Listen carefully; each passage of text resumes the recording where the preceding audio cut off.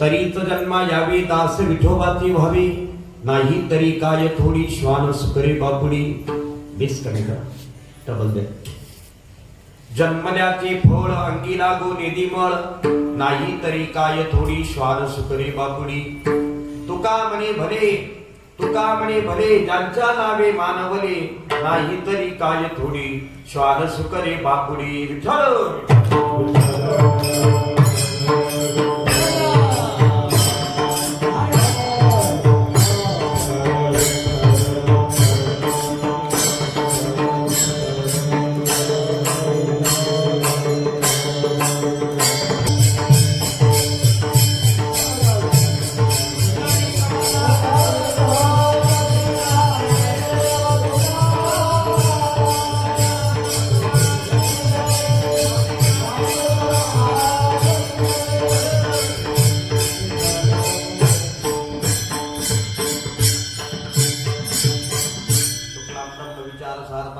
विद्यां जगद्व्यापिनीं ज्ञान पुस्तकधारिणीं महिलां दद्यन्धकारापहं हस्ते स्फटिकमालिका विदधतीं पद्मासने संस्थितां वन्दे तां परमेश्वरीं भगवतीं बुद्धिप्रदां शारदां मनोजवं मारुततुल्यवेगं जितेन्द्रियं बुद्धिमतां वरिष्ठं वातात्मजं वानरयुक्तमुख्यं श्रीरामदूतं शरणं प्रपद्ये।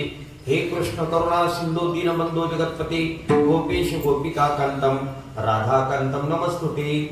कर्पूर गौरम करुणावतारम संसार सारम भुजगेन्द्रहारम सदा वसंतम हृदयारविंदे भवं भवामी सहितं नमामि। श्री सिद्धेश्वर भजनी मंडळ व समस्त गावकरी मंडळी जरूर तालुका मुखेड जिल्हा नांदेड या प्राप्तस्थळी अखंडायनाम सप्ताह आणि श्री शिव महापुराण कथा वैकुंठवासी हरिवत कपरायण मनोहर महाराज वसुरकर यांच्या मार्गदर्शनाने आणि त्यांच्या परमकृपेने चालू आहे। शिव महापुराण कथा प्रवक्ते गणेश महाराज कुट्टे, त्याचप्रमाणे श्री श्री एकाधारा आनंदी घोषित महामंडळेश्वर स्वामी गणेशानंद गिरीजी महाराज यांचा या सप्ताहाला मोठा अनुराग आहे। या ठिकाणी आजची ही 4थ्या क्रमांकाची सेवा माझ्या वाट्यात आलेली, त्यानिमित्ताने प्रदंगाचार्य हरिभक्त कपरायण बापूराव महाराज लोहा, विशाल महाराज बाबळगाव, त्याचप्रमाणे गायनाचार्य म्हणून उत्तम पाटील बादलगावकर, सुदाम महाराज माकणीकर, घोटके गुरुजी दाहुरकर आदी करून सगळी मंडळी या ठिकाणी उपस्थित आहेत। सगळ्यांच्या चरणी मी नतमस्तक होतो। त्याच पद्धतीने ज्यांच्या माध्यमातून या ठिकाणी खरं मला येणं झालं आदरणीय अमृतजी पाटील, जे माझ्या संपर्कात होते खूप दिवसापासून, आणि खरं तर तुमच्याकडे येणं महाराज आम्हाला खूप जड जातं। मी आता तुम्हाला माहिती आहे सकाळी 11 वाजेपासून मी गाडीत बसलोय, पाणी सुद्धा न पिता तुमच्या गावाला रात्री 9 वाजता पोहोचले। तब्बल 10 तासाचा प्रवास करून 550 किलोमीटरचं अंतर कापून आलो। खूप लांब पडतं, परंतु त्यांची खूप दिवसापासून श्रद्धा होती आणि खूप दिवसापासून त्यांचं मागणं होतं की तुम्ही आलं पाहिजे। प्रवासामुळे ते शक्य होत नाहीत, पण आलो। भगवान भोलेनाथ जशी सद्बुद्धी देईल तसं एक तासभर सेवा करण्याचा प्रयत्न करतो। चांगलं सांगेल, तुम्ही ऐकलं नसेल असं सांगेल, तुम्हाला बरं वाटेल असं कीर्तन करणार नाही, तुमचं बरं होईल असं कीर्तन करण्याचा प्रयत्न करेल। फक्त तुम्ही प्रसन्न बसता याच्यावर ते सगळं अवलंबून आहे। महिला मंडळ तुम्ही नाराज का बरे? तुमची या महिन्याचे पैसे पडले नाही का अजून? जर तुम्ही चांगलं भजन केलं तर असल्यातून तुमचे पैसे पडण्याची जबाबदारी माझी, कारण त्या पैसे टाकलेल्या तुमच्या जे मंत्री आहेत आदिती तटकरे त्या माझ्या चांगले संबंधित आहेत। मी त्यांना रात्रीच फोन करेन की चाहूरच्या बायांचे पैसे 1500 रुपये लगेच टाका, पण तुम्ही भजन केलं पाहिजे। विठ्ठल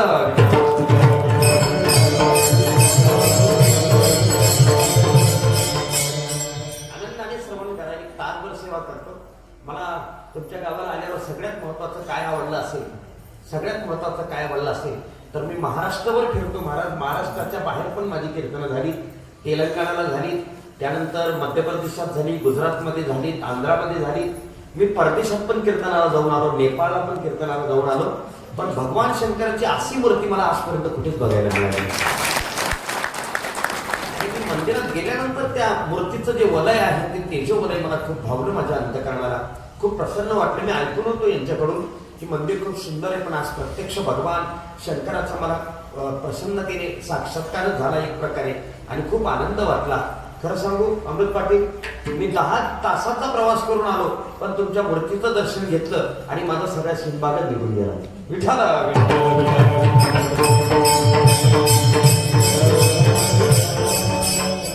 लक्षपूर्वक ऐका। जगद्गुरु तुकोबार यांचा अभंग 4 चरणाचा।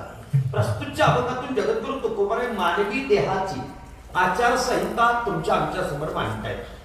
मनुष्य देह अतिशय दुर्लभ आहे, या जगामध्ये काही गोष्टी दुर्लभ आहेत। कोणत्या कोणत्या? मनुष्यत्वम, मुमुक्षत्वम, महापुरुष संश्रया। मनुष्य देह दुर्लभ आहे। किती दुर्लभ आहे? नरदेह दुर्लभ जाणारे तुम्ही वासुदेव वासुदेव म्हणा, शतवर्षाची गणना रे तुम्ही वासुदेव वासुदेव म्हणा। दुर्लभ आहे। भागवतार सांगतायत दुर्लभो मानुषो देहो देहिनाम शरभंगुरा तत्रापि दुर्लभम मन्ये वैकुंठ प्रिय दर्शना। रामायण काळ काय सांगतायत बघा तुलसीदास स्वामी। बळे भाग मानुष तनु पावा सुर दुर्लभ सदग्रंथ गावा। राम सिया राम सिया राम जय राम। नरदेह दुर्लभ आहे। किती दुर्लभ आहे याच्याकरता एक दृष्टांत सांगतो, लक्षपूर्वक ऐका। एका गावामध्ये आंधळ राहत होतं, दृष्टांत तुकोबरायचा आहे बरं का गाथीतला, तुम्हाला प्रमाण सांगेल मी नंतर. हो. एका गावामध्ये एक आंधळ राहत होतं. रोज त्याला गावामध्ये एक तरी भांडण लावल्याशिवाय सुखाची झोपच लागत नव्हती. ते रोज भांडण लावायचं. त्याचं लग्न होत नव्हतं पण झालं. तुम्ही म्हणाली कोणती भाषा आहे? लग्न होत नव्हतं पण झालं. एकाची कटत नव्हती, याला भेटत नव्हती. कळलं का तुम्हाला? आमची भाषा कळते ना, मग बरं झालं याचं लग्न. आतापर्यंत गावामध्ये ज्या भांडणी लावायचं त्या भांडणी मिटवायचं काम याचे आईबाप करायचे. पण लग्न झाल्यानंतर ते भांडणी मिटवायचं काम कोण करायला लागलं? त्याची बायको करायला लागली. याने रोज भांडणी लावायच्या, रोज त्या बायकोने मिटवायच्या. असाच एके दिवशी एका गल्लीमध्ये भांडण होणारा आणि गुपचूप घरामध्ये झोपला महाराज. ज्या गल्लीत भांडण होणारा त्या गल्लीतली बाई अतिशय खराब स्वभावाची होती. ती धावतच आली आणि आंधळ्याच्या दारासमोर उभी राहिली. आंधळ्याची बायको दारामध्ये धांदली दिसत बसली होती. त्या बाईने बाहेरून आवाज दिला, बाई तुझा आंधळा नवरा कुठे? झोपला म्हणे. किती वेळ झाला? 10 मिनिटं झाली. खोटं बोलतेस? 10 मिनिटापूर्वी तो माझ्या गल्लीत होता भांडण लावणारा आणि तू सांगते झोपला? झोपला तर झोपू दे, पण त्याला कुठल्यावर मला एक निरोप सांग म्हणे. काय? त्याला सांग तुझ्या गल्लीत भांडण होणारास ना, त्या गल्लीतली माणसं चांगल्या स्वभावाची नाही. जर पुन्हा सापडला तर तुझा फक्त एकच पाय परत येईल, एक त्या गल्लीत राहील एवढा निरोप दे म्हणे. कडक स्वभावाची बाई होती ती. जाऊरच माहेर होतं तिचं. कडक स्वभावाची बाई होती. आंधळ्याच्या बायकोला वाईट वाटलं मला. आपला नवरा कवडीचं काम करत नाही, रोज भांडणी लावतो, आता याची खोडून मोडते म्हणे. लक्ष आहे का तुमचं? ऐका, तिने काय केलं त्या आंधळ्याच्या बायकोने? बाईला म्हटलं ऐका. उठली, धान्याने स्वतः सूप बाजूला ठेवलं आणि पलंगावर झोपलेल्या आंधळ्या नवऱ्याला अशी लात मारली महाराज. एकाच लातीमध्ये आंधळ पलंगावर खाली. काय टायमिंग गेला तुमचं? एकाच लातीमध्ये आंधळ पलंगाच्या खाली. आता ज्यांना रोजच खायची सवय त्यांना काही वाटत नाही, पण त्या आंधळ्याला पहिल्यांदाच बसली होती ती. तो म्हणे आपल्या बायकोने लात मारावी आहे काय? आपलं जीवन आत्ताच्या आत्ता पंढरपूरला जातो म्हणे. माझे गुरुजी असं सांगायचे, लोकांना बायका पोरांनी कमऱ्यात लाता घातल्याशिवाय पंढरपूरचं तिकीटच मिळत नाही म्हणे. आत्ता पंढरपूरला निघाला का बरं? बायकोने लात मारली म्हणून. आंधळ होतं, काठी घेतली, गावाच्या बाहेर निघाला. अंधार पडला, रात्र झाली, रात किडे किड करू लागली, हिंस्त्र श्वापदांची आवाज येऊ लागली. पण चालत राहिला. निम्म्या रात्रीचा प्रसंग, कशाचा तरी धक्का लागला, धाडकन जमिनीवर कोसळला.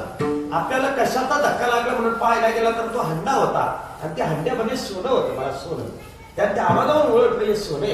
इतकं सोनं होतं, इकडे लक्ष द्या, इतकं सोनं होतं. ते सोनं घेऊन तो जर पंढरपूरला गेला असता आणि त्यांनी ते सोनं जर पंढरपूरच्या बँकेत ठेवलं असतं तर दर महिन्याला हजारो लोकांना पंक्ती दिल्या असत्या तरी नुसतं व्याज सुद्धा संपलं नसतं, एवढं सोनं होतं महाराज.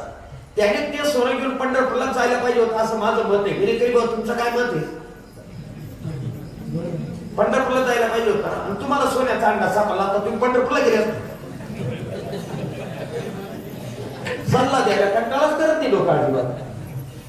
आंधळ होतं, बायकोने लात मारली होती, पण लिंब्या रात्रीचा प्रसंग, त्याने तो हंडा उचलला आणि पुन्हा त्याच घरी परत आला ज्या घरी बायकोने लात मारली होती.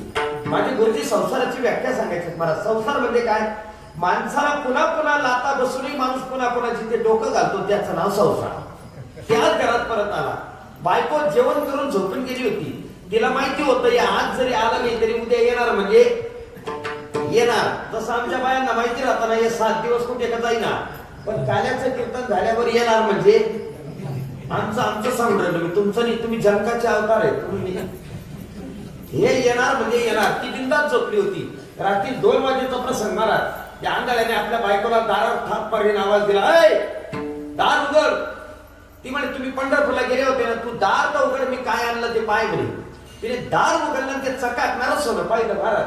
तीच लात मारणारी बायको म्हणते, बसा चहा ठेवू का? नाश्ता करता का? तुम्ही सकाळपासून गेलेत, काहीच खाल्लं नाही, जेवण बनवू का? आंधळ इतकं बेकार होतं महाराज. त्याने काय सांगितलं ऐका आपल्या बायकोला, हे बघ तू मला आता उठ म्हणू नको, बस म्हणू नको, चहा देऊ नको, नाश्ता देऊ नको, जेवण देऊ नको, तू फक्त एकच काम कर. म्हणजे काय? आणखी पलंगावर झोपतो.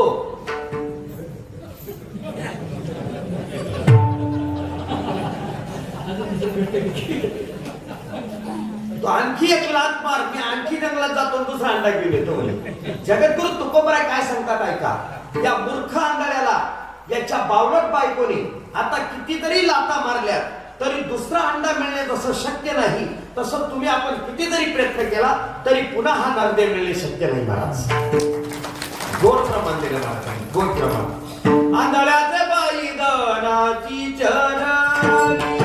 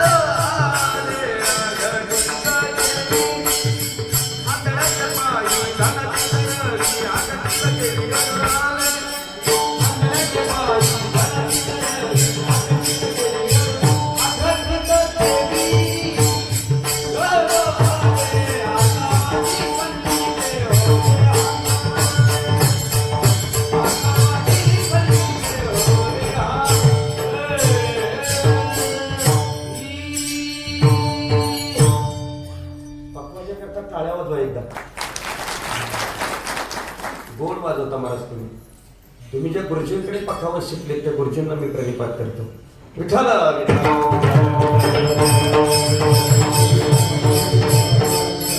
आंधळ्याची पायी धनाची चरणी किती नरदेव दुर्लभ आहे महाराज, तुम्हाला कळला बरोबर आहे. मग हा नरदेह कसा करता प्रभू परमात्म्याने दिला हे ज्याला कळतो त्याला आचारसंहिता कळते मृत्यू लोकांची. महाराज सांगतात तुला जन्म दिलाय प्रभू परमात्म्याने, पण तुला यायचं असेल या मृत्यू लोकांमध्ये तर कशा करता या अभंगातलं पहिलंच तरीच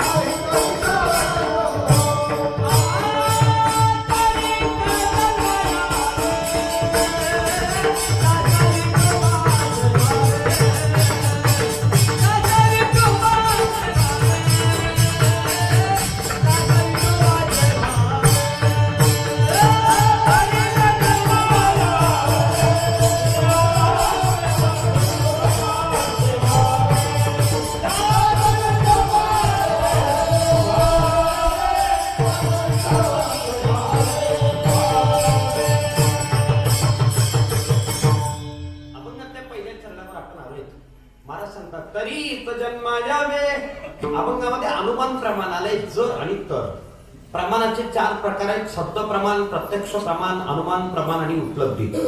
ऐका, अनुमान प्रमाण म्हणजे काय ते नीट लक्षात घ्या. जर हे असं तर ते तसं. सुशिक्षित बापाने आपल्या पोराला सांगितलं समोरच्या चुलीमधून विडी पेटवून आण.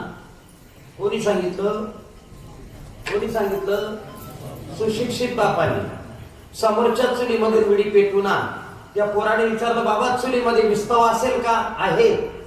मला तर काही दिसत नाही. विस्तव आहे. ती चूल तर 200 फूट अंतरावर आहे. तू जाय रे बाबा, विस्तव आहे. तो म्हणे मला तर काही दिसत नाही, तू जाय तर खरं. तो पोरगा जवळ गेला.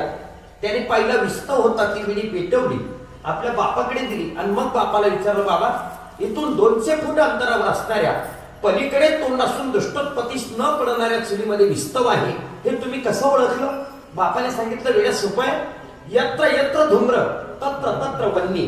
ज्या अर्थी त्या बाजूला धूर निघतोय त्या अर्थी त्या बाजूला अग्नी असलाच पाहिजे. याला म्हणतात अनुमान प्रमाण. हेही कळलं नसेल तर सोपं सांगतो ऐका. भरलेल्या 40 विद्यार्थ्यांच्या वर्गामध्ये एक साहेब इन्स्पेक्शन घ्यायला गेला. त्यांनी खिचडीचं रेकॉर्ड चेक केलं. मग गुरुजींना विचारलं, गुरुजी किती मुलं आहेत वर्गात? म्हणजे 40. मुलांना प्रश्न विचारू का? विचारा. पोरांना सांगितलं ताट बसा. बसलेत पोरं ताट. साहेबांनी गुरुजींना प्रश्न विचारला. तुम्ही पण लक्षपूर्वक ऐका बरं का. साहेबांनी गुरुजींना प्रश्न विचारला, मुलांनो नांदेड ते मुंबई 450 किलोमीटर आहे, तर माझं वय किती?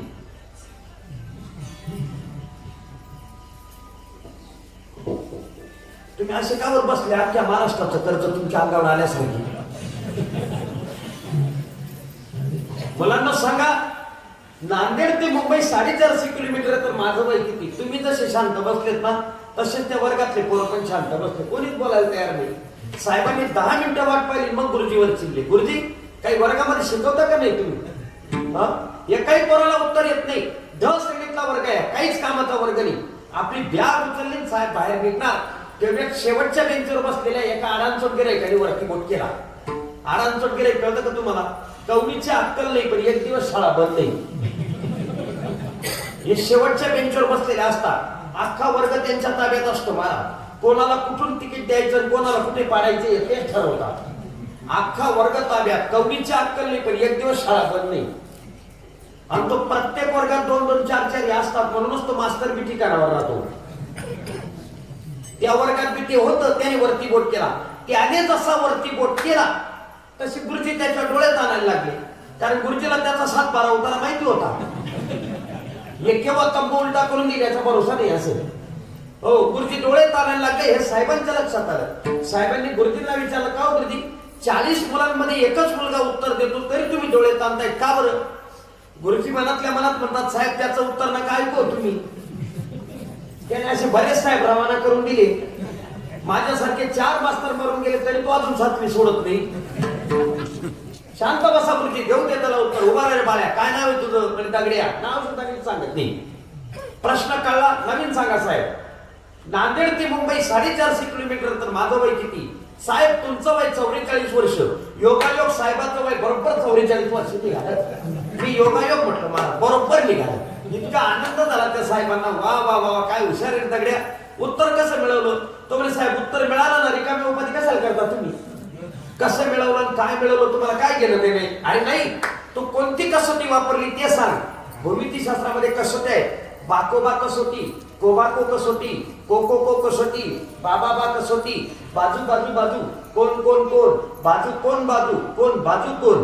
कोणती कसोटी वापरली त्याच्यातून क्षेत्रफळ काढता येतं, त्रिज्या काढता येते, व्यास काढता येतो, अंतर काढता येतं. कोणती कसोटी वापरली? तो म्हणजे साहेब कसोटी बिसोटी काहीच नाही आपल्याजवळ. म्हणजे मग मी एक अंदाज केला. अंदाज म्हणजे काय? नांदेड ते मुंबईच्या अंतराचा आणि या साहेबाच्या वयाचा काही संबंध नसताना या साहेबाने असा प्रश्न विचारला. हे साहेब मिळालं तर नाही? गुरुजी म्हणे घे तुझी जिरवू नका. साहेब म्हणे मला मिळालं म्हणतो. बरं उत्तर तर बरोबर मिळवलं. उत्तर कसं मिळवलं? तो म्हणजे साहेब सोपं आहे. म्हणजे काय? माझा एक भाऊ मुंबईला राहतो. तो 22 वर्षाचा आहे, पण तो हाफ मॅड आहे. मी असा अंदाज केला, तो हाफ मॅडचा 22 वर्षाचा, तर हा फुल मॅड 44 वर्षाचा असला पाहिजे. याला म्हणतात अनुमान प्रमाण. जर हे असं तर ते तसं महाराज म्हणतात, जर तुला जन्माला यायचं असेल तर विठोबाचे दास व्हावे. आता 2 गोष्टी सोडायच्यात मला. एक, पहिली गोष्ट दास व्हावे, आणि दुसरी गोष्ट एका विशिष्ट देवतेचा उल्लेख केला. कोणाचा? विठोबाचे. एवढ्या 2 गोष्टी सोडायच्या, कीर्तन संपवायचं. लक्षपूर्वक ऐका. दास व्हावे. जीवनामध्ये दास व्हा. दास. मालक होण्याच्या भानगडीत पडू नका महाराज. मालकाला फार दुःख असतं. महाराजांची प्रमाण ऐका. जया अंगी मोठे मला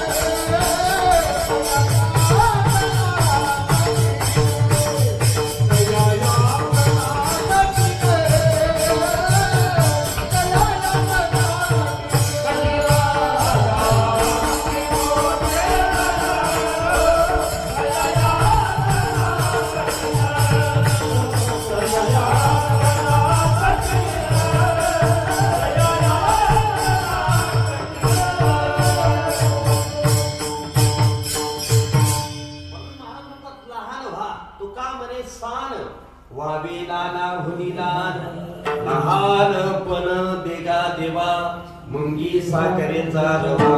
नको देवा, मला मोठं करू नको देवा, मला मोठं व्हायचं नाही. मनोनी थोर परंपराची सांगी जे व्युत्पत्ती आगवी विसरी जे जगात हाकुटे होई जे ते जवळी कमाजी. एका माणसाची उंची कमी होती, उंची.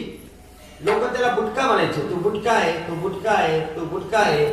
लग्न झाल्यानंतर त्याची बायको पण त्याला बोलायला लागली, का हो बुटके, मुखेलला चालले का, येताना भाजी घेऊन या बरं का बुटके. त्याला वाईट वाटायला लागलं. आतापर्यंत लोक बुटके म्हणायचे, पण आता बायको बुटका म्हणायला लागली. तो म्हणे आता आत्महत्याच करतो म्हणे. निघाला असं जंगलाच्या दिशेने. एका साधूची भेट झाली. साधूने विचारलं, कुठे चाललास? आत्महत्या करायला. का? आतापर्यंत लोक चिडवायचे मी बुटका आहे, पण आता बायको पण बुटका चिडवायला लागली, म्हणून आत्महत्या करायला चाललोय. साधूचं वाक्य आहे का? अरे वेड्या, तुला परमेश्वराने दिलेलं बुटकेपण हे सुद्धा तुझं मोठेपणच आहे. तो म्हणे कस काय? जगातला कितीही मोठ्यातला मोठा माणूस असू दे, पण त्याला जेव्हा तुझ्याशी बोलायचं असेल तेव्हा खाली वाकूनच बोलावं लागेल. हे तुझ्या जीवनातलं मोठेपण आहे.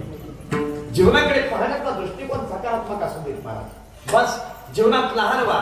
श्रीमंत होण्याच्या भानगडीत पडू नका महाराज. गरीबाला फार आनंद आहे, लक्षात ठेवा.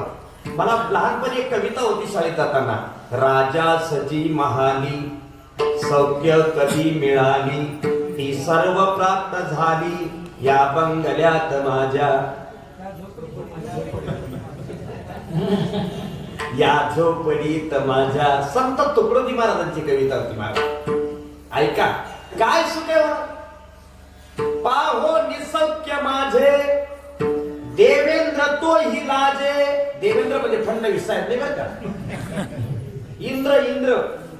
पाहो निसौख्य माझी देवेंद्र तो ही लाजे, शांती सदा विराजे या झोपडीत माझ्या. झोपडीत जो आनंद आहे तो बंगल्यात नाही महाराज. गरिबीत जो आनंद आहे ना तो श्रीमंतीत नाही महाराज. श्रीमंताची झोप आणि गरीबाची झोप, दोघांच्या झोपेतला फरक सांगतो. लक्षपूर्वक ऐका, तुमचा भ्रमण निघून जाईल आज डोक्यातून. ऐका काय फरक आहे. श्रीमंत माणूस अगोदर अंथरुणावर पडतो महाराज, झोप लागत नाही. रात्री 12 वाजता उठतं, एखादी गोळी घेतो आणि मग झोपतो. 5 वाजता उठून बसतो. श्रीमंत माणूस अगोदर अंथरुणावर पडतो आणि मग झोपतो. एवढं कळलं का तुम्हाला? श्रीमंत माणूस अगोदर अंथरुणावर पडतो मग झोपतो. गरीबाचं तसं नाही. जेवता जेवता त्याची चतुर भाकर शिल्लकच राहते. तेवढ्यात त्याचं चालून जातं, नांदेड का मुखेड, नांदेड का मुखेड. त्याची बायको ओळखून घेते, याची घेरून आली काय झोप. ती असं ताट बाजूला ओढते, याच्या हातावर पाणी टाकते, टाकून देते. पळायचं रात्रभर. ते अगोदर झोपतं मग पडतं. पाय केवढा फायदा आहे मला. ते अगोदर झोपतं मग पडतं. श्रीमंत माणूस पहाटेला 5 वाजता उठून बसतो आणि ते गरीब अंगावर ऊन पडतं तरी हलत नाही. त्याची बायको काकडा करते. उठा पांडुरंगा प्रभात समय पाहला, उदारी मागणाऱ्यांचा मेळा आपल्या दारी दाटला. अंगावर ऊन पडतं तरी ते हलत नाही. का बरं? धन दौलत अमिरी रातभर सोन्याने देती आणि गरिबी मी ऐसे नेता तिथं सुबह उठण्याने देती. म्हणून तुमच्या गावातल्या श्रीमंत माणसांना माझा प्रेमाचा सल्ला आहे. ज्यांच्याजवळ भरपूर पैसा असून ज्यांना झोपा लागत नसतील त्यांनी आपला पैसा कीर्तनकार लोकांना वाटून द्यावा, असं माझं प्रामाणिक मत आहे. ऐका हो, जे सुख गरिबीमध्ये, जे लहानपणात आहे ते मोठेपणात नाही. राजावर काय दृष्टांत दिला महाराजांनी. हो, नदीला पूर आला. पूर नदीला काय आला? पूर. त्या नदीच्या काठावर बरे बरे मोठे झाड होते महाराज. त्या पुराची अशा अपेक्षा होती, त्या पुराची अशा अपेक्षा होती की या झाडाने मला एकदा नमस्कार करावा. काय अपेक्षा होती? या झाडाने मला एकदा नमस्कार करावा. पण ते झाड असं ताटच उभं होतं आणि बहुतेक झाडं ताटच राहतात महाराज. असं ताटच होतं ते. त्या पुराला राग आला. मी इतक्या दिवसांनी आलो तरी आम्हाला रामराम करत नाही. त्याने बुडाखालची माती काय गेलं घेऊन आला. दुसऱ्या महिन्यामध्ये पूर. त्याला वाटतं आता तरी सुधारला असेल बा या पंचवार्षिक मध्ये. तरी मी झाड ताटत आणखी बुडाखालची माती काढली आणि गेलं घेऊन. तिसऱ्यांदा आलं महाराज. आता माती नाही काढली, झाड जेव्हा वाकलं नाही ना महाराज, बुडा सहित उचललं आणि डायरेक्ट धरणामध्येच ठेवलं. आणि महाराज सांगतात त्याच्या बाजूला ते एवढं एवढं लवाळ होतं. लवाळ पूर येऊ दे नाही तर पुराचा बाप येऊ दे त्याचं खाली म्हणतात डायरेक्ट महाफळ झाले जाते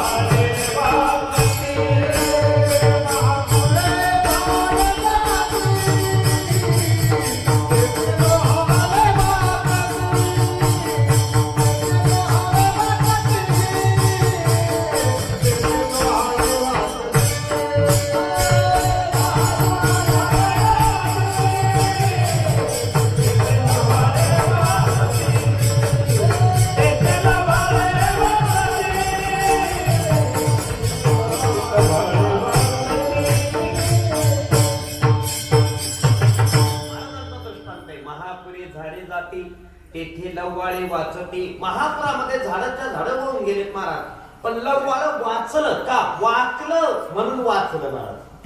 या जगात वाचायचं असेल तर वाकावंच लागतं महाराज. जर तुम्ही म्हणाल आम्ही वाचणारच नाही, मग वाचणार पण नाहीत महाराज. नीट ऐका, जे जे वाचले नाहीत ते वाचले पण नाहीत महाराज. ऐका त्यांची नावं. अभिमान में तीनों गए, धन वैभव और वंश, न माने तो देख ले रावण दुर्योधन और कंस. वाचले नाहीत महाराज ही माणसं म्हणून वाचली नाही. रावण तुमच्या ग्रामपंचायतीचा सभासद होता का तो? नाही. 80,000 बायका, 1 लाख पोरं, 1.25 लाख नातू, 3 लाख नाती, 2.25 लाख रेशन कार्ड. संध्याकाळी रावण जर समुद्राच्या काठावर फिरायला गेला तर परत येताना आपल्या डोक्यावरचा मुकुट घ्यायचा आणि समुद्रामध्ये फेकून द्यायचा महाराज. एका मुकुटाला एका वेळेला करोडो रुपयांचे मोती जोडलेले असायचे तरी फेकून द्यायचा. दुसऱ्या दिवशी दुसरा मुकुट घालून यायचा. 10 रुपयाची टोपी जर उडून गेली तर आपण 10 किलोमीटर मोटरसायकल माझी घेऊन जातो. आपल्या बुद्धीला पटेल काही उदाहरण. पण उनके घर आखिर में दिया भी नाही बाकी. दिव्यात जाळायला वाच शिल्लक राहिली नाही महाराज. का? फक्त वाचला नाही म्हणून वाचला नाही महाराज. महाराज सांगतात जीवनामध्ये हो जर वाचायचं असेल तर वाकावंच लागतं महाराज. आता दुसरं प्रमाण सांगतो. महाराज म्हणतायत लक्षपूर्वक ऐका. एवढं प्रमाण ऐकल्यावर तुम्हाला आनंद वाटेल. ज्याला भजन करायला वेळ नाही, ज्याला मंदिरात जायला वेळ नाही, ज्याला कीर्तन ऐकायला वेळ नाही, ज्याला पारायण करायला वेळ नाही, ज्याला तीर्थक्षेत्रावर जायला वेळ नाही, ज्याला वारीला जायला वेळ नाही, त्याने फक्त वाकत राहा. जगातलं सगळ्यात मोठं भजन आहे. सगळ्यात मोठं भजन आहे महाराज. महाराजांचं प्रमाण सांगतो तुम्हाला. भक्ती ते न मन वैराग्य तो त्याग, भक्ती ते न मन वैराग्य तो त्याग.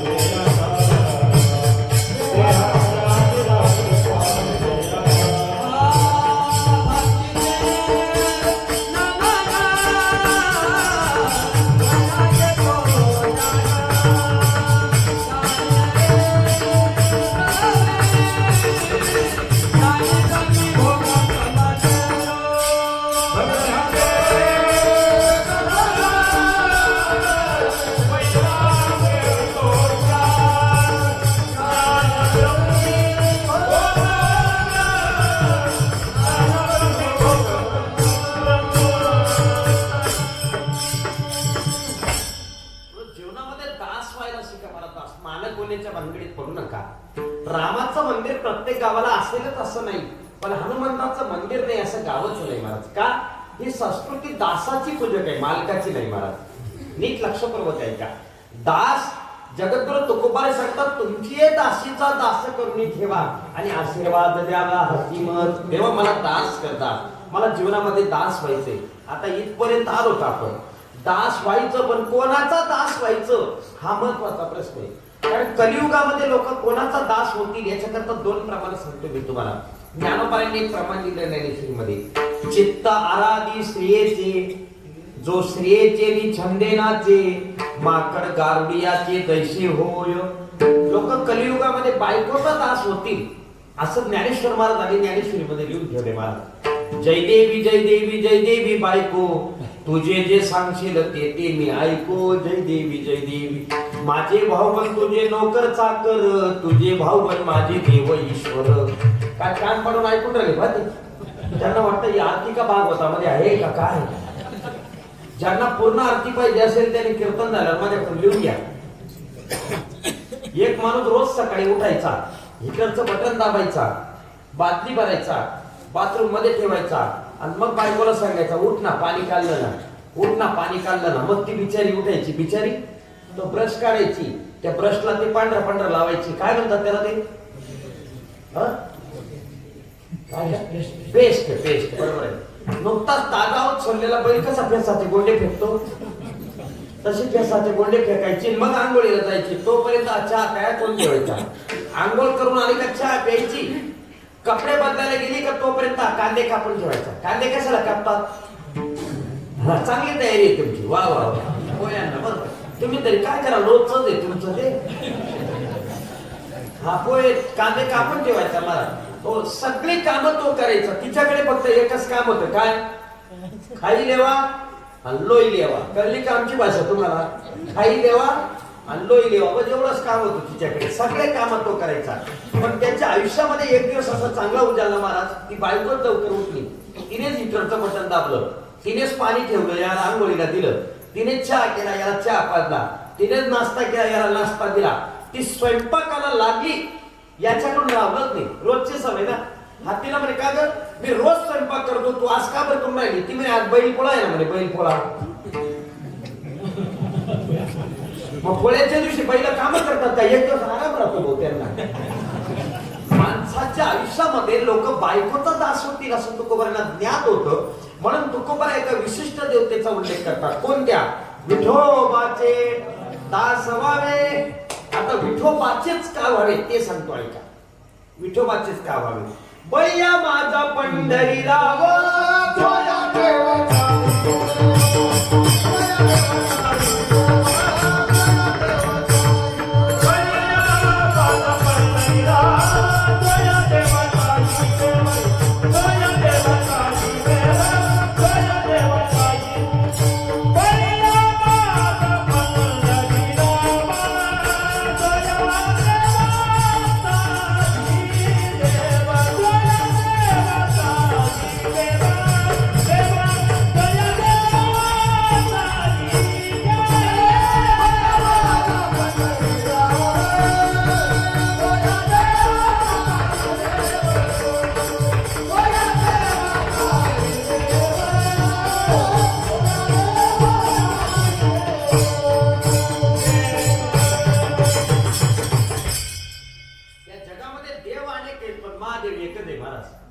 महादेव कोणाला म्हणतात सांगा लवकर, जोरात बोला. कोणाला म्हणतात महादेव?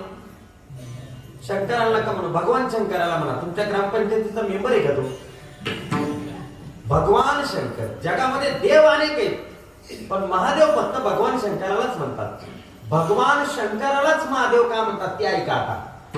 बाकीच्या देवतांची पूजा फक्त माणसंच करतात, पण भगवान शंकराचं पूजन राक्षस सुद्धा करतात, म्हणून त्यांना महादेव म्हणतात. देवांचा देव महादेव खरे, पण भगवान महादेव दररोज पहाटेला 4 वाजता उठतात, चंद्रभागेमध्ये स्नान करतात, पुंडलिकाचं दर्शन घेतात आणि पांडुरंगाची काकड आरती करायला महाद्वारामध्ये उभे राहतात. रंबादिकनाथ ते उभ्या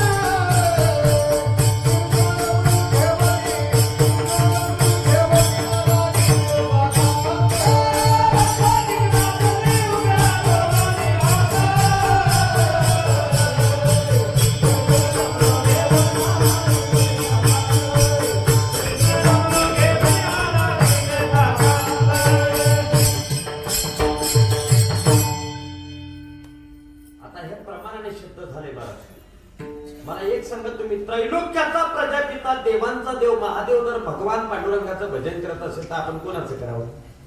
सोपा प्रश्न आहे का नाही?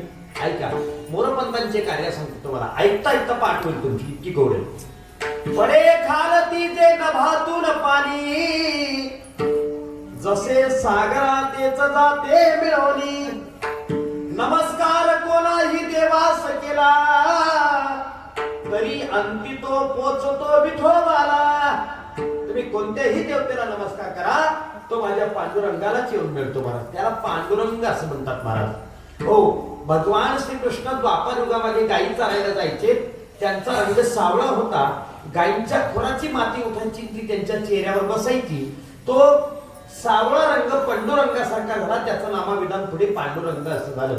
त्यालाच विठ्ठल असं म्हणतात. विद अधिक ठल बरोबर विठ्ठल. विद म्हणजे ज्ञान आणि ठल म्हणजे ठेवा. जो ज्ञानाचा ठेवा आहे त्याला म्हणतात विठ्ठल.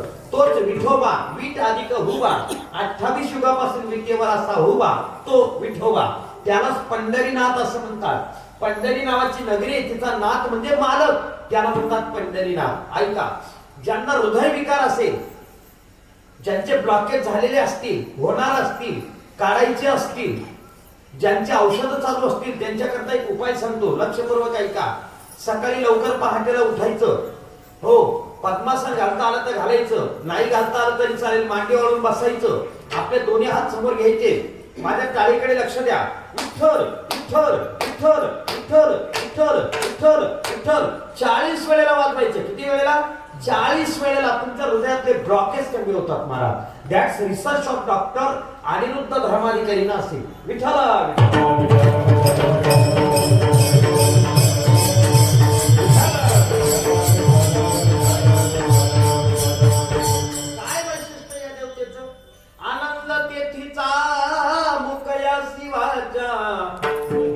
ऐकती काली रे, आंधळ्यासी डोळे, पांगुळ्यासी पाय, तुका मने वृद्ध होती तरली रे. नाचत जाऊ त्याच्या गावा रे खेळीया, विठ्ठल रखुमाई बाहुरे. नाचत जाऊ त्याच्या गावा रे खेळीया, विठ्ठल रखुमाई बाहुरे. संत भार पंढरीला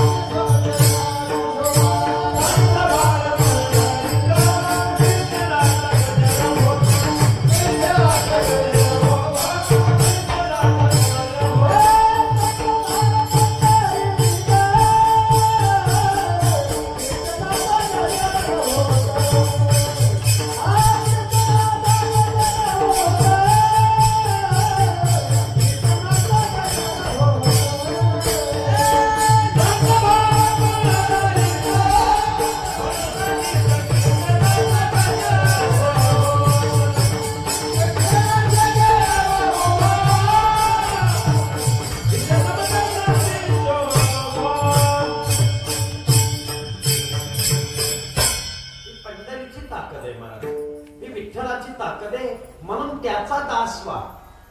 अन्यत्र कुठलेही दास होऊ नका महाराज. त्याचं कारण काय? महाराजांनी नाटाच्या अभंगामध्ये त्याचं वर्णन केलेले. शेंदरी हेंदरी दैवते, कोण पूजिते भूते घेते, आपल्या पोटाची रडते, शिते मागती अवधान, आपल्या इच्छे आणि कापिडी. बाबारे काय करतोस? बाकीच्या सगळ्या देवता, या वरच्या देवता आहेत ना, वरच्या देवता, या शिजणारी देवता आहेत मला. शिजणारी देवता माहिती आहेत का तुम्हाला? जोपर्यंत शिजन असतो तोपर्यंत त्या देवता. एकदा शिजन संपलं की त्यांचं देव पण संपलं. मग त्या मोठ्या देवता त्यांना खाली ढकलतात. जाय तुका म्हणे जाती पुण्य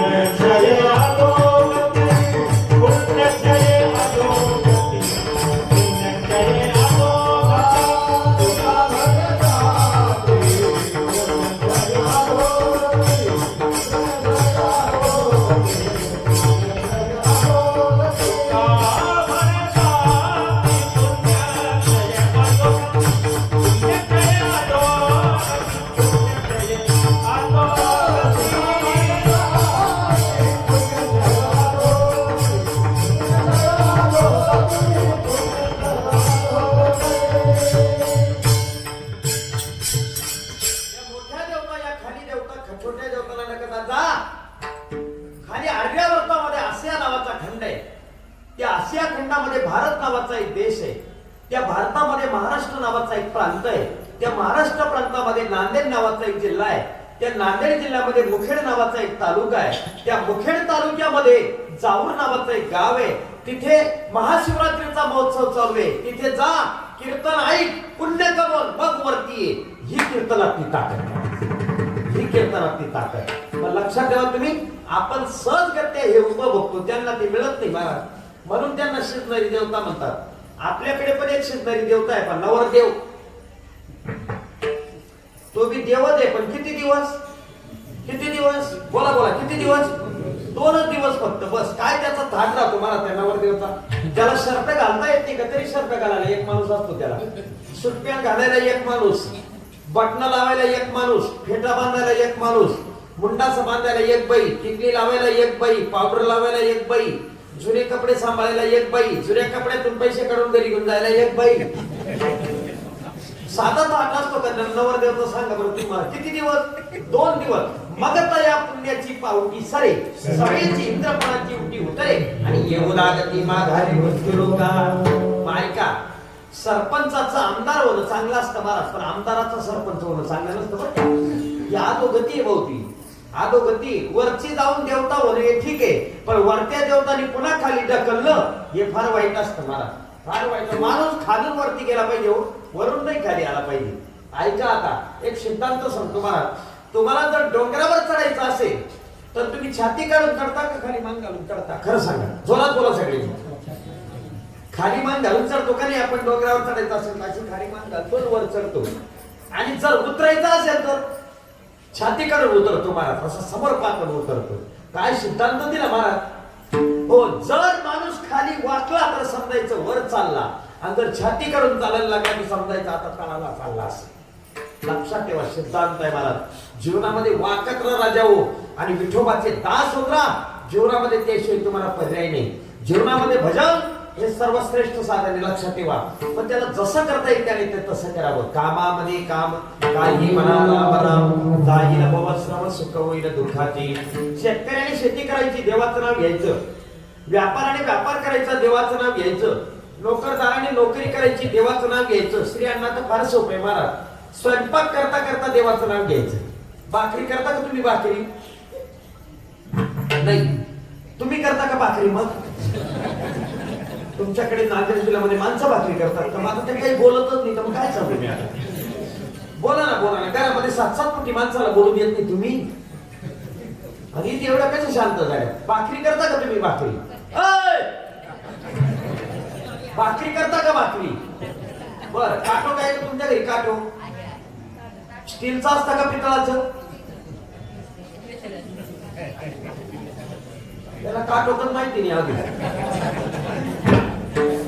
आता सुशिक्षित झाल्या बाया, आता फरातीमध्ये भाकर करतात त्या, बरोबर आहे ना? त्या स्टीलच्या ताटामध्ये भाकरी करतात, स्टीलच्या ताटामध्ये. ते स्टीलचं ताट दोन्ही पायांच्या अंगठ्यामध्ये असं दाबून धरतात, मग त्यांच्या पदस्पर्शाने पावन झालेली भाकर आपण खातो. हे सुधारण्याचे लक्षण आहे ते सगळे, त्याला सुशिक्षित म्हणतात. ऐका महिला मंडळ, माझ्याकडे लक्ष द्या. ज्या बाईचा नवरा दारू पित असेल आणि त्याची दारू सदैव असं वाटत असेल तर एक प्रयोग करा. आता तुमच्या गावात कोणी दारू पित नाही, त्यामुळे तुम्हाला कळणार नाही तो दृष्टांत. पण ऐका, ताटात पीठ ओतायचं, म्हणायचं रामकृष्णारी. पाणी टाकायचं, रामकृष्णारी. पीठ मळायचं, रामकृष्णारी. भाकरी थापायची, रामकृष्णारी. तवा ठेवायचा, म्हणायचं रामकृष्णारी. भाकरी टाकायची, म्हणायचं रामकृष्णारी. पाणी फिरवायचं, म्हणायचं रामकृष्णारी. उलटी करायची, म्हणायचं रामकृष्णारी. शेकून घ्यायची, म्हणायचं रामकृष्णारी. आणि नवऱ्याच्या ताटात वाढायची, वाढताना एकच म्हणायचं काय? आता तर म्हणा माऊली हो, पण त्या कट्टल येतो. देवाचं नाव घेऊ देत ते तोंडात बाकी त्या. काय म्हणाल? जोरात बोला. काय म्हणाल? जोरात बोला. मी बाई बोलणार नाही, तिथे 1500 रुपये मी उद्या पडू देणार नाही. काय म्हणाल? करून बघ तुम्ही असा 8 दिवस प्रयोग. आणि 9व्या दिवशी त्या नवऱ्याची दारू नाही सुटली तर 10व्या दिवशी कीर्तन करणं सुरू दिल मला मी. पण मला माहिती आहे तुम्ही असं करत नाही. या अन्नावर संस्कार आहेत, संस्कार आहे. ऐका, तुकाराम महाराज म्हणतात, नेघे नेघे नेघे माझी वाचा विसावा, आणि तुका म्हणे हवा हवा हवा साधावा. आमच्या खानदेशामध्ये महाराज नंदुरबार नावाचा एक जिल्हा आहे. ऐका, तिथे एक साधू जन्माला आला, त्याचं नाव संत दगाबाबा महाराज. एकच भजन करायचे, हरे राम राम राम हरे हरे. त्यांना जर कोणी म्हटलं का बाबा दूध घेता का, हरे राम बाबा जेवण करा ना, हरे राम एसटी दिसली का असं हात द्यायचे. ड्रायव्हरने गाडी उभी केली का मध्ये बसायची. कंडक्टरने जर विचारलं बाबा तिकीट, हरे राम तुम्ही नाही का बरोबर त्याच तुम्हाला उतरून दिल ते रस्त्यावर. ती वेगळी अवस्था होती. आयुष्याच्या अखेरच्या काळामध्ये मला त्यांना एक व्याधी झाली. गुजरातच्या एका हॉस्पिटलमध्ये त्यांना दाखल केलं. एकच क्वार्टर पडले होते. एवढं भजन करायचे काय, हरे राम 15 दिवस एकाच क्वार्टर होते. 16व्या दिवशी डॉक्टरांनी विचारलं बाबा आज तुमचा डिस्चार्ज आहे, तुमचं बिल कोण भरणार. बाबांनी विचारलं बिल म्हणजे काय, पैसा कोण देणार. बाबांनी विचारलं पैसा म्हणजे काय.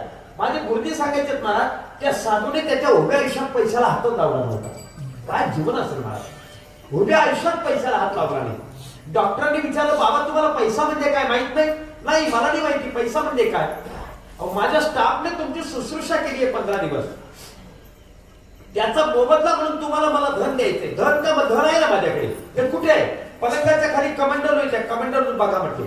अहो 1000 रुपये बिल झाले बाबा तुमचं. कमांडर मध्ये काय असेल बघा तर खरं. त्या डॉक्टरने जेव्हा तो कमांडर उचलला मला, तो कमांडर म्हणत होता हरे राम राम हरे हरे. पुढचं वाक्य सांगू, त्या डॉक्टरने त्याच्या हॉस्पिटलला नाव दिले संत दगा बाबा हॉस्पिटल म्हणून. हे सांगावं आणि ऐकावं एवढं सोपं नाही राजा होते. त्याच्याकरता ती साधनाच करावी लागते. म्हणून दास विठोबा जेवावे, नाही झालं तर काय होईल. नाही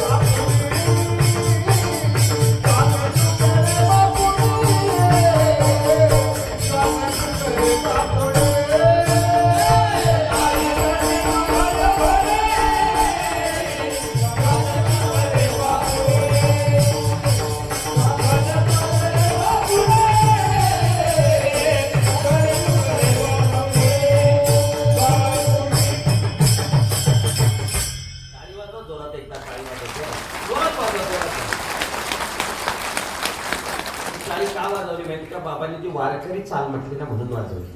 आता वारकरी चाली ऐकायला मिळत नाहीत महाराज. आता खरं सांगतो तुम्हाला, संगीतात पण प्रदूषण झालं महाराज. इतकी वाईट परिस्थिती आहे, न बोललेलं बरं. पण अशी जुनी माणसं आहेत कुठेतरी, त्यांनी परमार्थ टिकून ठेवलाय महाराज. अमृत पाटील मला एक वाक्य सांगतो मी, तुम्हाला लक्षात ठेवा. 2 तास कीर्तन करून पैसे घेऊन जाणारा कीर्तनकार आणि 7 दिवस आपली कला दाखवून गावामध्ये सप्ताह करून निघून जाणारा गुणवान यांनी परमार्थ टिकवला नाही. सकाळी काकडा आणि संध्याकाळी हरिपाठ करणाऱ्या वारकऱ्यांनी खरा परमार्थ टिकवला. हो, त्या माणसांचं योगदान आहे. अशी माणसं असं जुन्या चाली आहेत, ज्या वारकरी आहेत, ज्या ऐकायला कानाला बरे वाटतात, गोड वाटतात. भाऊ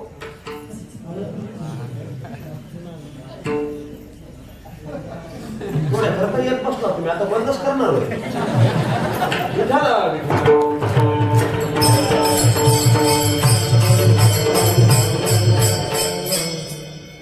त्रास घेतला तू आता काय हरकत नाही. चहा तर वेळ जाऊ दे बाकीचं.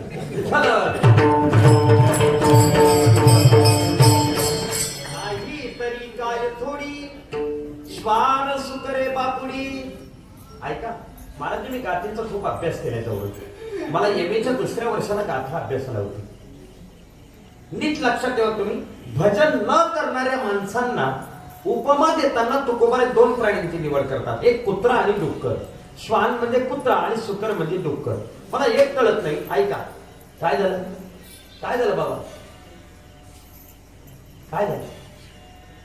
चहा ठेवायचा आहे का?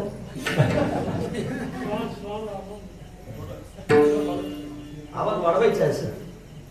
तुमच्याजवळ तर माईक नाही, आवाज पण का वाढवत होतो?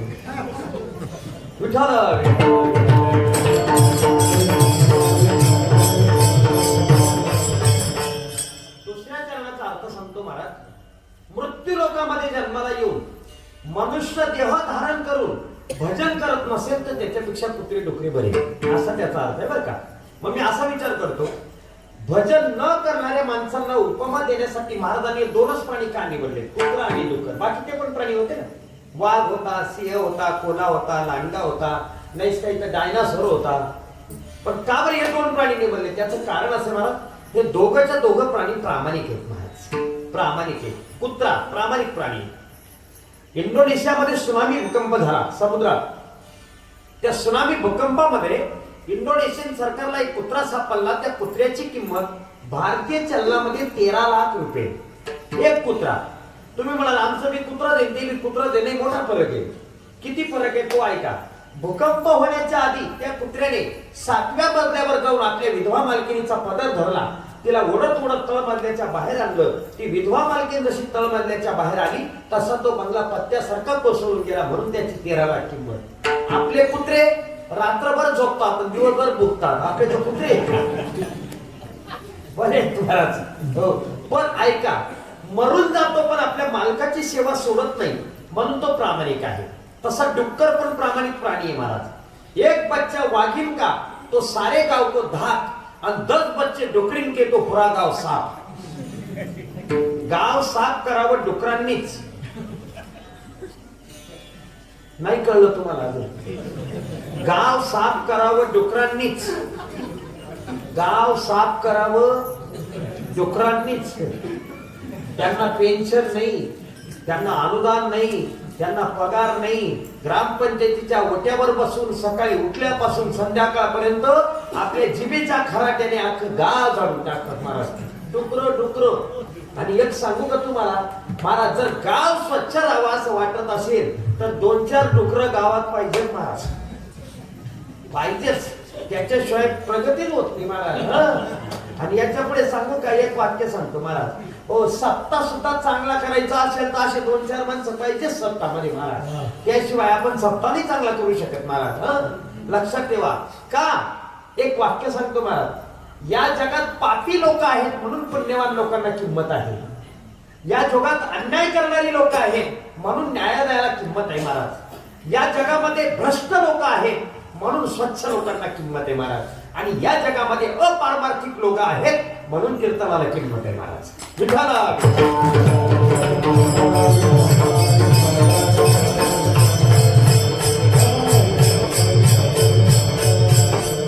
नाही तरी काय थोडी जगामध्ये काही कमी आहेत का महाराज?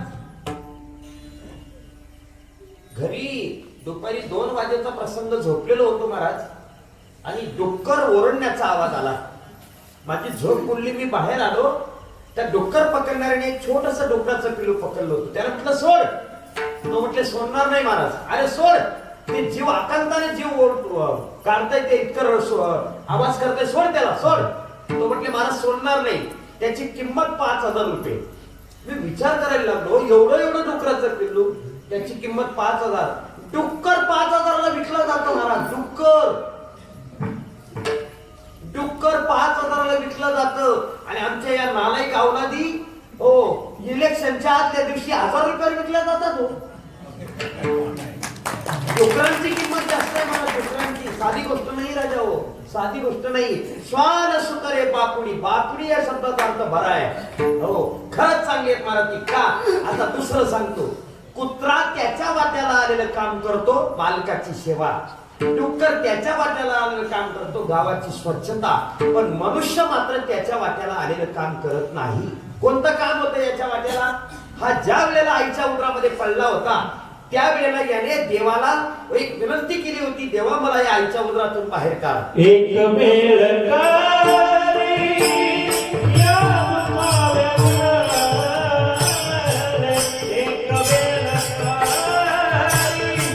या दुखाव्यावर, एक वेळ कारी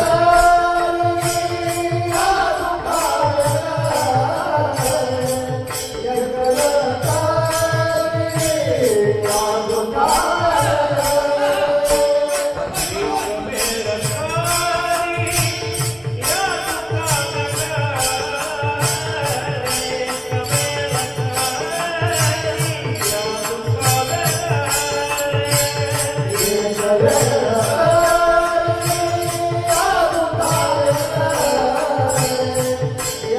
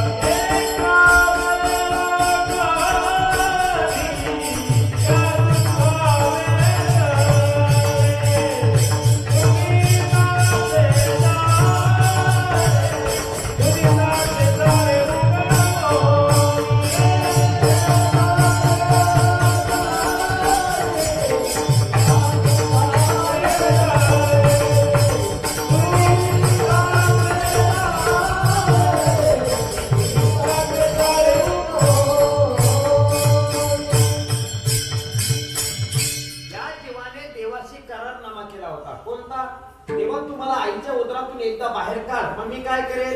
आठवी न पाय हा माझा नवस, रात्र ही दिवस पांडुरंगा.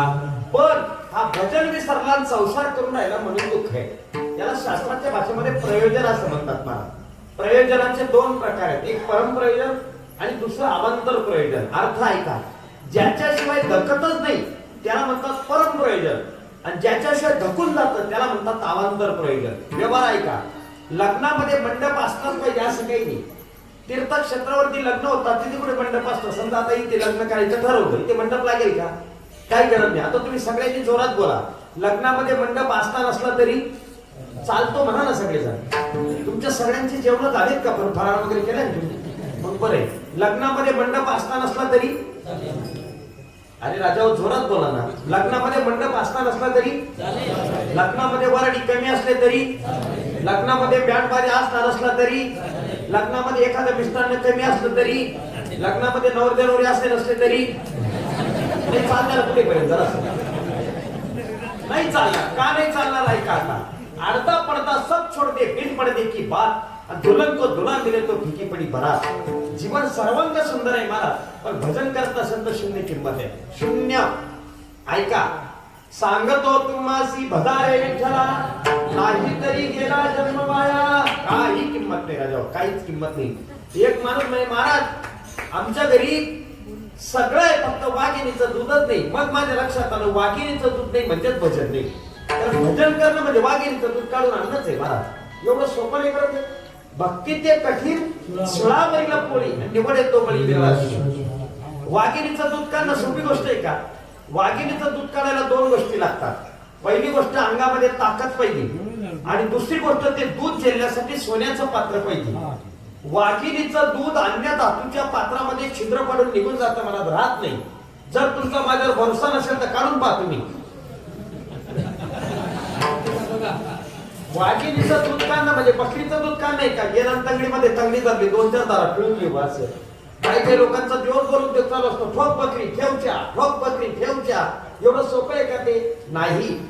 जीवन सर्वांग सुंदर आहे, पण भजन नसेल तर काय किंमत आहे महाराज? ऐका, गुरुनानबरोबर मामासाहेब दृष्टांत सांगायचे, भजन करा. विठ्ठला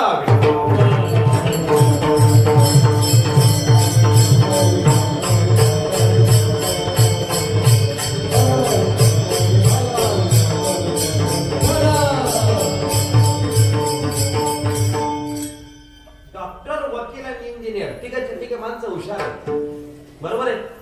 तिघांच्या तिघ मुंबईच्या गेटवे ऑफ इंडियावर फिरायला गेले. लक्ष द्या इकडे. तिघांनी एक 200 रुपयाची नाव ठरवली, त्या नावेमध्ये बसले. नाव चालू झाली. डॉक्टरने नावाड्याला प्रश्न विचारला, नावाड्या कुठला रे? नांदेड जिल्ह्यातला. तालुका रे? मुखेड. गाव रे? जाऊर. मुंबईत कधीपासून आला? साहेब माझा जन्मच मुंबईतला आहे. बर, नाव कधीपासून चालवतो? लहानपणापासून. शाळेत गेला का कधी?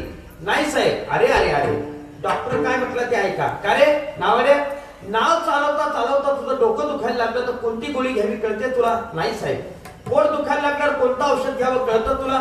नाही साहेब. ऍसिडिटी, आम्लता वाढली, काय करावं लागेल कळतं तुला? नाही साहेब. मूर्खा, तुझा जन्म वाया गेला म्हणे. डॉक्टरने त्याचा जन्म वाया घातला मला.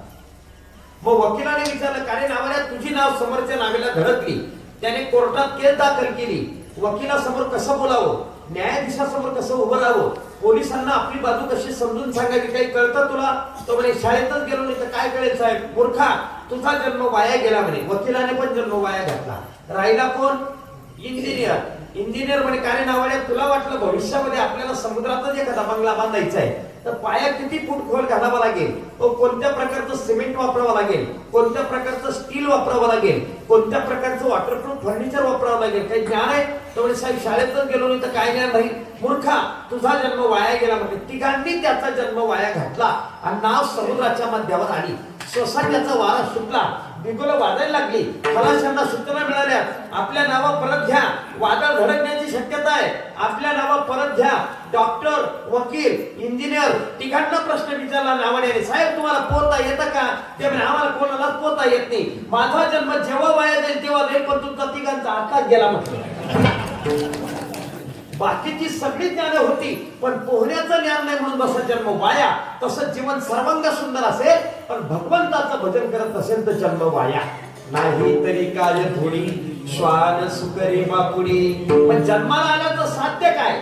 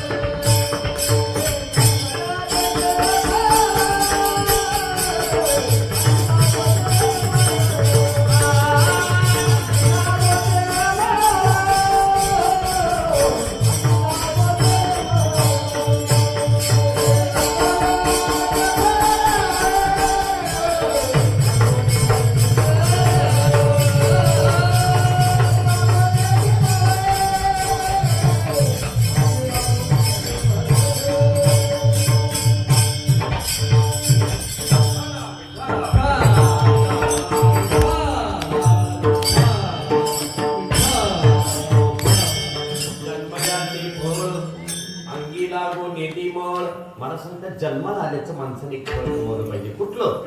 ऐका, अंगाला मळ लागू द्यायचा नाही.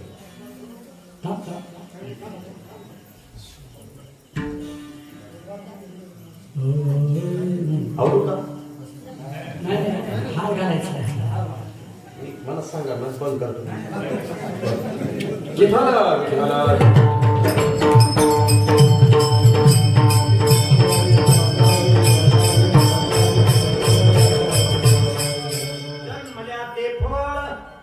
अंगी लागोने दी मळ, अंगाला मळ लागू द्यायचा नाही बरं का. जन्माला आल्याचं खरं फळ काय? अंगाला मळ लागू द्यायचा नाही. एका माणसाने असं उत्तर लावलं मला, अंगाला मळ लागू द्यायचा नाही ना, मग चांगल्या कंपनीचा साबण वापरायचा. चांगल्या कंपनीचा साबण वापरला की मळ निघून नाही. कारण त्या चोखोबाऱ्यांनी का अभंग लिहिला. चोखोबारे म्हटले साबणाने अंग धुतल्यावर वरचा रंग धुतला जाईल, पण अंतरंग जर खराब झालं मग काय करशील? चोखा डोंगा परी भावन जे डोंगा, गाय फुलला शिवरली या रंगा. अंतरंग शुद्ध पाहिजे ना महाराज. ऐका, एका शहरातल्या माणसाने आपली पोरगी खेड्यात दिली. असं कधी होत नाही. खेड्यातल्या मुली शहरात जातात, पण शहरातल्या मुली नाही येत खेड्यात. पण त्याने हिंमत केली, तो म्हणे मला मुलगी खेड्यातच द्यायची. त्याने मुलगी खेड्यात दिली. ती मुलगी लग्न करून आली. तिने पाहिलं घर चांगलं, दार चांगलं, सोफा सेट चांगला, मांडण्या चांगल्या, भांडे चांगले, गाद्या चांगल्या, सगळं चांगलं. फक्त त्या गोदड्या वास मारत होत्या तेवढ्या. त्या गोदड्या खरंच वास मारतात. मला दुधच नाही ते बाया लवकर त्या. आणि आमच्यासारखं जर मुक्कामाला राहिलं का आमच्या अंगावर फेकतात. ज्या बाबा गोदडी गरम राहते. त्या गोदड्या पण त्या वास मारत होत्या. आता ती बीकॉम झालेली पोरगी ती.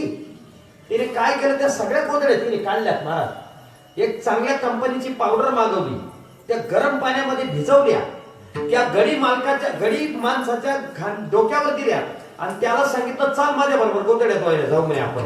तिने चांगल्या कंपनीचे साबण घेतले आणि गोदड्या धुवायला कुठे गेली माहिती का ती? तुकाराम महाराज सांगतात. तुकाराम महाराज साबण घे महाराज. ती गोदड्या धुवायला कुठे गेली माहिती का? अख्ख्या गावाचं सांडपाणीची ती एकत्र होत होती तिथे. तुकाराम महाराज सांगतात, त्या मूर्ख बाईने आता कितीतरी चांगल्या कंपनीचे साबण वापरले तरी त्या गोदड्या स्वच्छ होणार नाहीत का? आणि ते धुण्यासाठी पाणी नाही ना चांगलं. नाही निर्मळ जीवन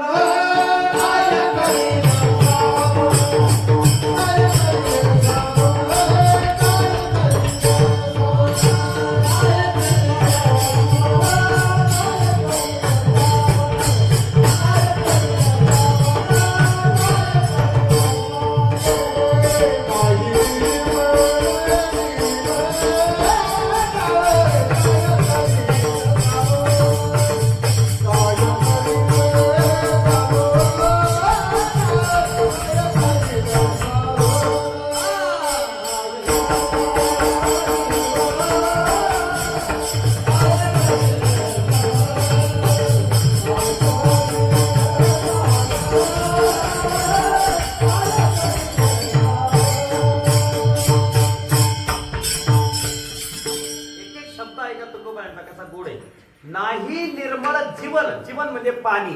काय करील साबण? साबण काय करणार आहे? पाणी नाही ना स्वच्छ.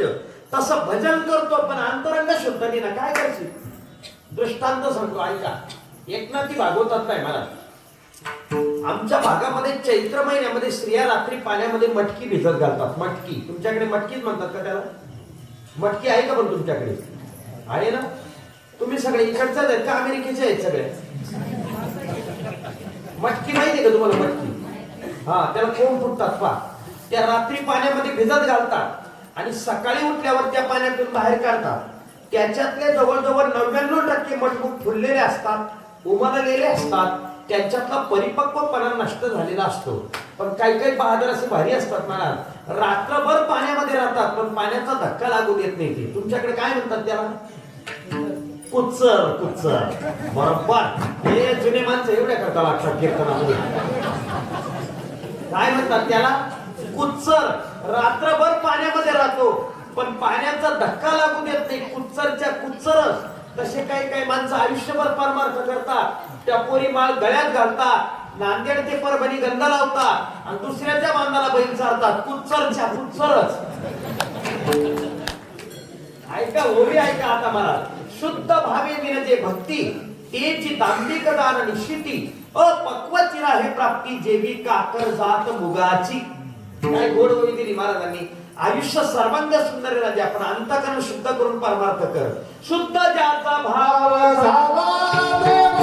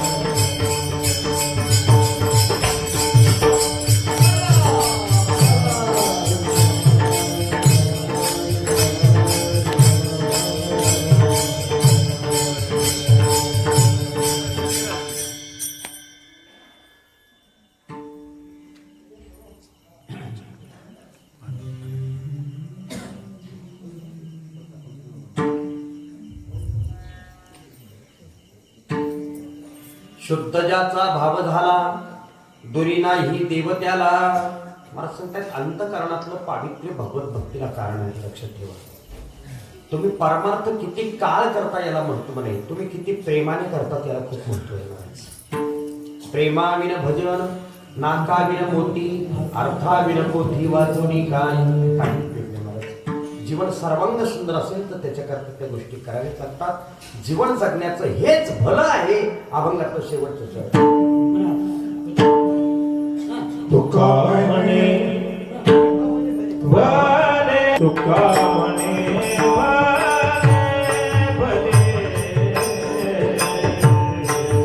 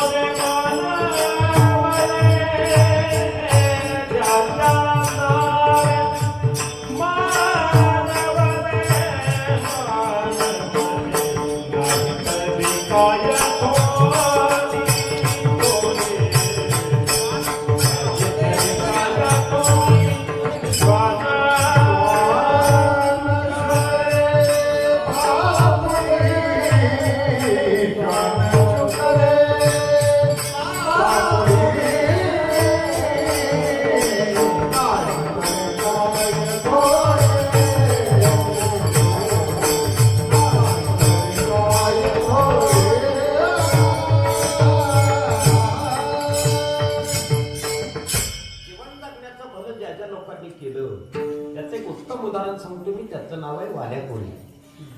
1,00,000 वर्षाचं आयुष्य घेऊन आला होता महाराज वाल्या कोळी. कृतयुगामधली कथा आहे. कृतयुगामध्ये माणसाला 1,00,000 वर्षाचं आयुष्य होतं. एकावर 5 शून्य. कृतयुग संपलं महाराज आणि त्रेतायुग लागल्याने 1 शून्य कमी झाला. त्रेतायुगामध्ये 10,000 वर्षाचं आयुष्य. त्रेतायुग संपलं, एक शून्य कमी झाला. द्वापार युग लागलं, द्वापार युगामध्ये 1000 वर्षाचं आयुष्य. द्वापार युग संपलं, मग कलियुग लागलं, एक शून्य कमी झाला. कलियुगामध्ये 100 वर्षाचं आयुष्य, ते पण फक्त 2027 पर्यंत आहे महाराज. 2027 ला आणखी एक शून्य कमी होणार आहे. फक्त माळकरी जिवंत राहतील, बाकी सगळे मरून जाणार आहेत. आईची शपथ, एक नाही राहणार. पहा तुम्हाला चांगली संधी, तुम्ही माळा घालून घ्या महाराज आता. हो, ज्यांच्या राहिल्या असतील त्यांनी घाला आता. आणि वाईट अवस्था, हे जीवन जगण्याचं भलं आहे, लक्षात ठेवा. वाल्या कोणी 1,00,000 वर्षाचा आयुष्य मिळाला होता. एकच ब्राह्मण मारायचा, त्याच्या नावाचा खडा उचलायचा, रांगणामध्ये टाकायचा. ब्रह्म हत्या राशी पातके अपार, वाल्मिका किंकर वंदे केला, असं तुकोबारांच्या प्रमाणे. बरोबर आहे ना? हो हो, ब्रह्म हत्या म्हटलेत महाराज. तुमच्या आमच्यासारखे इतर जातीचे किती लोक मारले, यांचा हिशोब नाही केला त्याने. हिशोब कोणाचा? फक्त ब्राह्मणांचा. फक्त ब्राह्मण मारायचे. ऐका, माऊलीच्या सोहळ्यामध्ये आळंदी ते पंढरपूर पायी कोण चालतं? वरबोट करा. आळंदी ते पंढरपूर माऊलीच्या सोहळ्यात पायी कोणी चालतं का? तुम्ही चालता बाबा. किती नंबरला आहेत तुम्ही? मागे एक का तुम्ही? नंबर नाही तुम्हाला. पण माऊलीच्या सोहळ्यात एक मुक्काम असतो बघा बाबा, वाला नावाचं गाव आहे. बरोबर? 4थ्या क्रमांकाचा मुक्काम असतो. वाला नावाचं गाव आहे. अजूनही त्या डोंगरावर ते अवशेष शिल्लक आहे, तुम्ही जाऊन बघून या. एकच ब्राह्मण मारायचा आणि त्याच्या नावाचा खडा उचलायचा, असे रांजण भरले. आणि एके दिवशी नारदाची भेट झाली. नारदाला पाहिलं, देवाल्या कोणाने कुऱ्हाड उचलली. ती कुऱ्हाड पाहिल्याबरोबर नारद मुनी खदा खदा हसायला लागले. वाल्या कोळ्याने त्याच्या उभ्या आयुष्यात असा पहिलाच ब्राह्मण पाहिला होता, जो कुऱ्हाड पाहिल्यावर पण हसत होता.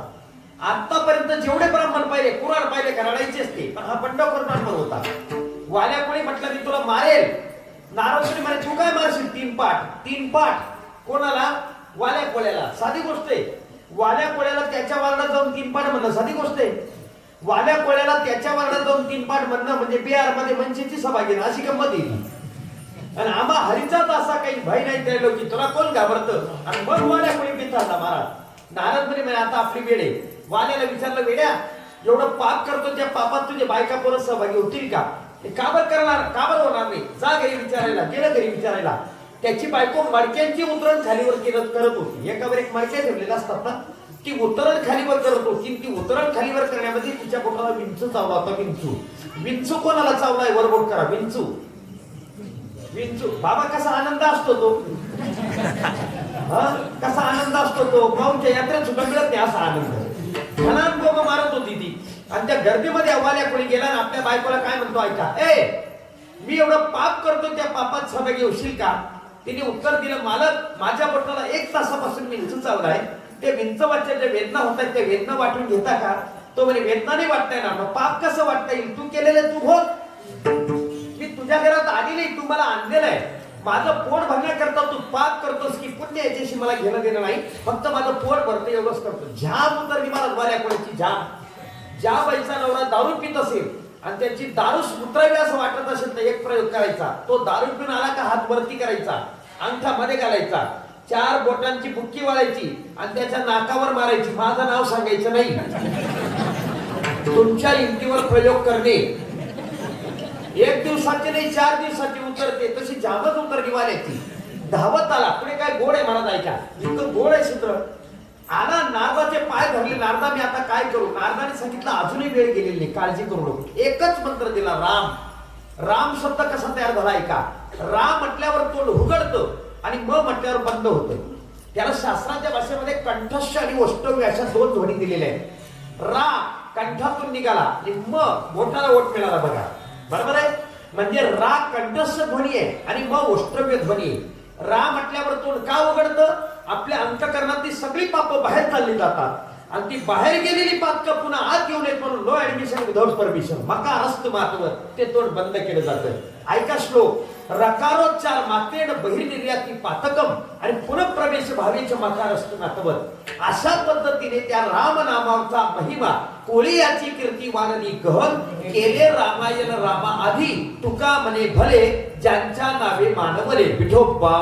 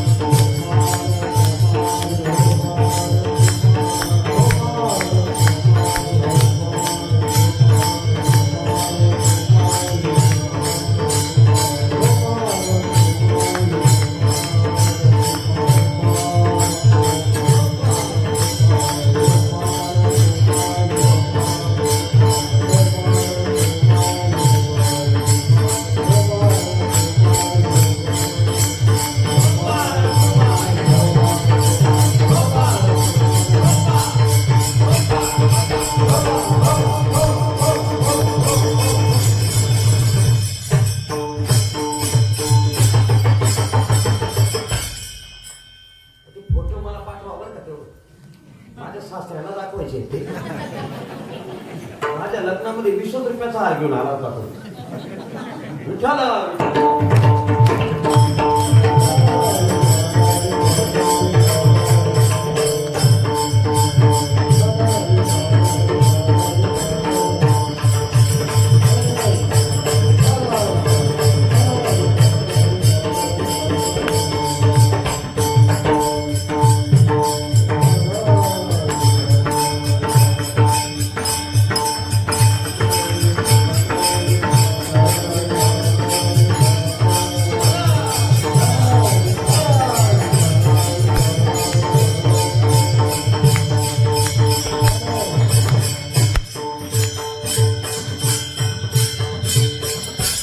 जीवन सर्वांग सुंदर आहे राजा हो. जीवन जगण्याचं भलं कशामध्ये आहे ते ऐका. माणसाच्या जीवनामध्ये भक्ती हे सर्वश्रेष्ठ साधन जीवन जगण्याचं आहे. तुका म्हणे येथे भजन प्रमाण काय थोर पण चालावे ते. तुम्ही किती श्रीमंत आहे ते तुम्हाला कोणी विचारत नाही. तुम्ही किती पैसा कमावला हे तुम्हाला विचारणार नाही कोणी. तुम्ही तुमच्या जीवनामध्ये किती संतती वाढवली हे सुद्धा कोणी विचारणार नाही. तुम्ही तुमच्या जीवनामध्ये किती संपत्ती जमवली हे सुद्धा कोणी विचारणार नाही. पण तू भजन केलं का नाही हे विचारणारा मात्र वरती आहे. महाराजांचं प्रमाण होतो नरहरी आपलं संत सेनानाथांचं एक प्रमाण आहे. करा हरी भक्ती येईला परलोकी कामा सोडविन जमापासून. फक्त करा हरिभक्ती. हरिभक्तीच वरती विचारले जाते, दुसरं काही नाही महाराज हो. मारतो यम काय सांगा तुम्हाला. मारी ती झोडी ती तोडी ती निष्ठूर यमाचे किंकर बहुसार. तुला विचारतो यम, तुला भजन करायला पाठवलं होतं, भजनच केलं का रिकामी उपाय करत बसला. देत पडा मारतो मारतो यम. काय सांगतो तुम्हाला. नाही त्या यमासी करुणा बाहेर कारिता कोणी प्राणा. जैसे ओढाळ सापणे धन्या चोर यातना धरी तो. नाही त्या यमासी करुणा. म्हणून जन्म आले ते सार्थक आणि विठ्ठलाची एक देखती आहे. जीवनामध्ये भजन हे सर्वश्रेष्ठ साधन आहे. पण जीवनात जेवढं चांगलं होईल तेवढं करण्याचा प्रयत्न करा. खूप आनंद वाटला तुमच्याकडे येऊन. तुमच्या भगवान शंकराच्या मूर्तीचं पिंडीचं दर्शन झालं. मी माझ्या उभ्या आयुष्यात पाहिलेली अतिशय सुंदर मूर्ती. तुमच्या सगळ्यांमुळे मला त्या मूर्तीचं दर्शन झालं. गायक, वादक, लाऊडस्पीकर, प्रकाश योजना, हार्मोनियम वादक, पखवाज वादक अतिशय उत्तम आहेत. उत्तमातले उत्तम आहेत. आणि म्हणून खूप गोड वाटलं महाराज. या कार्यक्रमाला जेवढी मदत करता येईल तेवढी करीत जा महाराज. तुका म्हणे सत्य कर्मा व्हावे सहाय्य. जेवढी मदत करता येईल तेवढी करायची. नाही झाली तरी चालेल बरं का. ऐका शब्द काय बोलतो मी. नाही झाली तरी चालेल, फक्त वितुष्ट आणायचं नाही. मात्र जर वितुष्ट आणलं तर आपल्याला दुःख भोगावं लागतं. घातलिया भय नरकात. दृष्टांत सांगू का तुम्हाला. एका रेल्वे स्टेशनवर अशी जाम गर्दी जमली, पाय ठेवायला जागा नाही. आणि आली रेल्वे. स्टेशन मास्टरने सांगितलं एकच डबा शिल्लक आहे, एकच डबा शिल्लक आहे, जेवढे बसता येईल तेवढे बसा. सगळे बसले, म्हातारे कोतारे बाया बापडे आंधळे पांगळे फेरीवाले भिकारी सगळे बसले. सगळ्यांना जागा मिळाली. पण कॉलेजचे 4 कॉलेज कुमार खालीच उभे होते, त्यांना काही जागा मिळाली नाही. ते म्हणे का रे म्हाताऱ्यांना जागा मिळाली ना आपल्याला जागा नाही, हा आपल्या कॉलेजचा अपमान आहे. त्याच्यामध्ये एक फार हुशार होतो, ते बीकॉमच्या पुढे 4-5 किलोमीटर गेलेलो होतो. ते म्हणे थांबा मी जागा मिळवतो म्हणे. गेलं ते डब्याजवळ, त्याने जोरात आवाज दिला साप साप साप. साप पट्ट्यावर सगळा डबा साप. आता तिथे काही कोणी मरायला बसेल का साप पट्ट्यावर. सगळ्याच्या सगळे डब्यातून खाली उतरले आणि मग 4 कॉलेज कुमार मध्ये बसले. त्यांनी दरवाजा बंद करून घेतला.